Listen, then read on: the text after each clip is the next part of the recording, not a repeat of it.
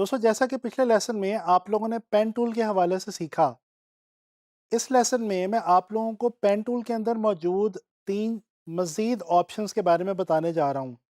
ये ऑप्शंस हैं add anchor point tool, delete anchor point tool और कन्वर्ट एंकर पॉइंट टूल। तो चलिए आइए चलते हैं इलस्ट्रेटर की तरफ।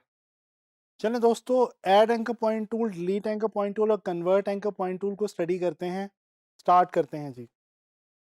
अच्छा दोस्तों, जैसे कि मैंने आप लोगों को पहले भी बताया था कि जब हम टूल बार के अंदर देखते हैं तो हमारे कुछ टूल्स ऐसे हैं जिनके ऊपर हमें एक एरो का साइन नज़र आता है, और इसका मतलब ये है कि इन टूल्स के अंदर मज़ीद कुछ ऑप्शंस भी मौजूद हैं। तो दोस्तों ये जो हमारा पेन टूल है ये भी ऐसे ही टूल्स में से एक है। जब इसके ऊपर आप माउस ला के होल्ड करेंगे तो आप ये देखेंगे कि इसके अंदर मज़ीद 3 ऑप्शंस हमारे पास अवेलेबल हैं। दोस्तों ये 3 ऑप्शंस भी बड़ी करामत है और इनको भी हम गाहे बगाहे पेन टूल के साथ साथ यूज़ करते रहेंगे। तो चलें मैं आपको इन तीनों के बारे में बताता हूँ कि ये क्या हैं। दोस्तों आप देख सकते हैं यहाँ पे पहली ऑप्शन आपके पास मौजूद है ऐड एंकर पॉइंट टूल। इसके बाद दूसरी ऑप्शन है डिलीट एंकर पॉइंट टूल और तीसरी ऑप्शन है एंकर पॉइंट टूल। ये जो एंकर पॉइंट टूल है इसको सीसी से पिछले वर्जन्स के अंदर कन्वर्ट एंकर पॉइंट टूल के तौर पे आप लोग जानते हैं। तो चलें इनको ज़रा देखते हैं। सबसे पहले मैं एक काम करता हूँ, मैं यहाँ पे एक स्क्वायर ड्रॉ करता हूँ। ये देखें एक स्क्वायर मैंने लिया। अब दोस्तों मैं यहाँ पे आता हूँ, मेरे पास ये डिलीट एंकर पॉइंट टूल है, इससे मैं स्टार्ट करूँगा और आपको समझाना शुरू करूँगा। दोस्तों ये डिलीट एंकर पॉइंट टूल क्या करता है, इस टूल से अगर आप आके किसी भी एंकर के ऊपर क्लिक करें, जैसे कि ये मैंने किया, तो ये उस एंकर पॉइंट को डिलीट कर देता है। लेकिन यहाँ पे ये बात याद रहे कि आपको पाथ के ऊपर आके एग्जैक्टली एंकर पॉइंट के ऊपर क्लिक करना होगा, तभी आपका जो एंकर पॉइंट है वो डिलीट होगा। जैसे ही ये देखें मैंने इस एंकर पॉइंट को डिलीट किया, तो मेरी जो स्क्वायर की शेप थी वो एक ट्रायंगुलर शेप के अंदर कन्वर्ट हो गई है। अच्छा इसी तरह से अगर मैं यहाँ पे मज़ीद क्लिक करता चलूँ, ये देखें एक और क्लिक मैंने किया तो मेरा जो स्क्वायर था वो एक लाइन सेगमेंट के अंदर कन्वर्ट हो गया। तो दोस्तों इस तरह से अगर मैं इसको डिलीट करता जाऊँ तो ये देखें मेरी जो स्क्वायर की शेप थी वो बिल्कुल जो है वो ख़त्म हो चुकी है और जा चुकी है। उसकी वजह ये है कि मैंने डिलीट एंकर पॉइंट टूल की मदद से उस स्क्वायर के अंदर जितने भी एंकर पॉइंट्स मौजूद थे उनको डिलीट कर दिया है। अच्छा मैं दोबारा एक और स्क्वायर लेता हूँ और अब की बार आपको मैं बताने लगा हूँ जी ऐड एंकर पॉइंट टूल। दोस्तों add anchor point tool delete anchor point tool के बिल्कुल बरक्स काम करता है। ये करता है कि आप अगर किसी भी पाथ के ऊपर जाके ऐड एंकर पॉइंट टूल से क्लिक करेंगे तो ये देखें आपके सामने इस वक्त वाज़े है, मैं आपको जूम करके दिखा देता हूँ कि एक एंकर वहाँ पे ऐड हो जाएगी।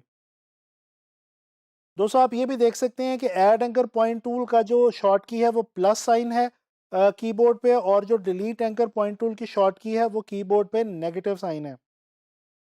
ये देखें ये हमारे पास जितनी बार मैं इस पाथ के ऊपर क्लिक करता चला जाऊंगा उतने ही एंकर पॉइंट्स मेरे इस पाथ के ऊपर जो हैं वो ऐड होते चले जाएंगे। उसके बाद मैं डायरेक्ट सिलेक्शन टूल की मदद से इनमें से किसी भी एंकर पॉइंट को अपनी मर्जी से आके चेंज कर सकता हूं, और ये देखें मेरी जो स्क्वायर की शेप थी ये चेंज होना शुरू हो गई है। अच्छा तो ये तो थे ऐड एंकर पॉइंट टूल और डिलीट एंकर पॉइंट टूल। अब एक तीसरी ऑप्शन हमारे पास यहाँ पे मौजूद है एंकर पॉइंट टूल। दोस्तों ये एंकर पॉइंट टूल ये करता है कि अगर हम किसी भी एंकर के ऊपर आके इसके साथ क्लिक करें और क्लिक करने के बाद इसको इसकी मदद से मूव करें, तो ये देखें ये बेसिकली हमारे उस एंकर पॉइंट को कर्व में, यानी कि एक जो हमारे पास बिल्कुल एक पॉइंट मौजूद है, उस पॉइंट को, नोक को, कोने को, कॉर्नर को ये कर्व के अंदर तब्दील कर देता है। अब मैं दोबारा से यहाँ पे एक स्क्वायर ले रहा हूँ। ये मैंने स्क्वायर लिया। अब दोस्तों मैं करता ये हूँ, आपको पता है कि स्क्वायर के अंदर इन चारों कॉर्नर्स के ऊपर एक एक एंकर पॉइंट मौजूद है। मैं ये करता हूँ कि मैं सबसे पहले आता हूँ ऐड एंकर पॉइंट टूल में और यहाँ पे इसके अपर सेंटर में एक एंकर पॉइंट को ऐड करता हूँ। अब इसके बाद मैं नीचे आता हूँ और एंकर पॉइंट टूल लेके इसको मैं अगर यहाँ पे ऐसे चेंज करूँ तो ये देखें, ये जो मेरी ऊपर वाली लाइन थी ये कर्व के अंदर चेंज हो गई है। इसी तरह से अगर मैं इसी एंकर को थोड़ा-सा ऊपर ले जाऊँ डायरेक्ट सिलेक्शन टूल की मदद से और अब मैं वापस आऊँ एंकर पॉइंट टूल पे और इसको मैं ऐसे थोड़ा-सा ड्रैग करूँ, तो ये देखें दोस्तों आपके सामने एक बहुत ही मज़े की सिंपल सी एक आर्च की जो शेप है वो आपके सामने क्रिएट हो गई है। तो इसी तरह से हम add anchor point tool, delete anchor point tool और जो कन्वर्ट एंकर पॉइंट टूल है, इसकी मदद से डिफरेंट शेप्स को जो है वो चेंज भी कर सकते हैं और क्रिएट भी कर सकते हैं। यहाँ पे मैं ड्रॉ करता हूँ दोस्तों पॉलीगॉन। इस शेप को मैं यहाँ पे डिलीट कर रहा हूँ और यहाँ पे मैं अब एक ड्रॉ कर रहा हूँ जी पॉलीगॉन। अब यहाँ पे मैं कन्वर्ट पॉइंट टूल को लेता हूँ और इसकी मदद से मैं यहाँ पे इसके जो लाइन सेगमेंट्स हैं, इनको मैं सेंटर से पकड़ के मूव करता हूँ।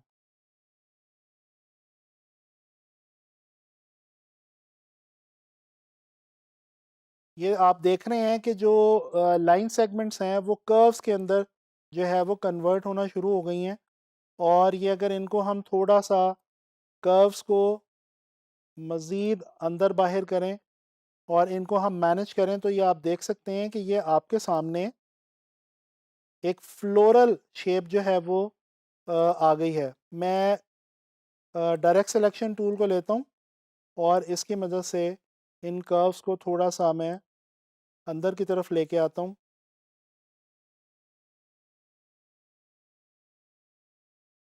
ये देखें। तो ये आप देख सकते हैं कि आपके सामने एक जो जिस तरह से फ्लावर की पेटल्स होती हैं उस तरह की जो एक शेप है ये आपके सामने क्रिएट हो रही है। ये देखें। चलें जी। ये आपके सामने बन गया एक फ्लावर। तो दोस्तों इस तरह से आप लोगों ने देखा कि हम पेन टूल के अंदर मौजूद 3 ऑप्शंस यानी कि add anchor point tool, delete anchor point tool और कन्वर्ट एंकर पॉइंट टूल की मदद से भी बहुत सारी इंटरेस्टिंग शेप्स बना सकते हैं और शेप्स को बहुत ज़्यादा चेंज भी कर सकते हैं। दोस्तों आप लोगों ने देखा इस लेसन के अंदर हमने add anchor point tool, delete anchor point tool और कन्वर्ट एंकर पॉइंट टूल जैसी पेन टूल की एडिशनल ऑप्शंस को स्टडी किया। मैं उम्मीद करता हूं कि आप लोगों को ये तीनों टूल्स जो हैं ये समझ में आ गए होंगे और अब आप लोग इन टूल्स की मदद से ना सिर्फ नई शेप्स क्रिएट करेंगे बल्कि उनको चेंज करेंगे और आप लोगों ने अब इनकी प्रैक्टिस करनी है। आने वाले लेसन्स के अंदर हम पेन टूल की ही मदद से कुछ ऑब्जेक्ट्स को और कुछ कैरेक्टर्स को हम ट्रेस करना सीखेंगे।